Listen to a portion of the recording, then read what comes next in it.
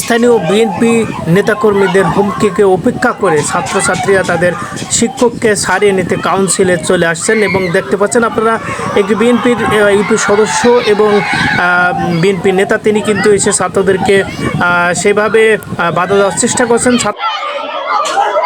স্থানীয় বিএনপি নেতা এবং ইউপি সদস্য তিনি এসে ছাত্রীদেরকে বাধা দিচ্ছেন, ছাত্রদেরকে বাধাগ্রস্ত করছেন তাদের শিক্ষককে সারিয়ে নেওয়ার ব্যাপারে। তারা বলছেন যে আইনি পরীক্ষা হবে, আইনি পরীক্ষা তাদের শিক্ষকের বিচার হবে, কিন্তু তারা মব সৃষ্টি করে এখানে শিক্ষককে আটকে রাখার কারণেই তারা কিন্তু ফুঁসে উঠেছে ছাত্র এবং ছাত্রীরা। তারা তাদের শিক্ষককে সারিয়ে নিতে সক্ষম হয়েছে, ছাত্রীরা তাদের শিক্ষককে নিতে বাধ্য হয়েছে। আপনার বিরুদ্ধে অভিযোগ করা হয়েছে, কতটুকু সত্যি একটু বলেন। সম্পূর্ণ মিথ্যা।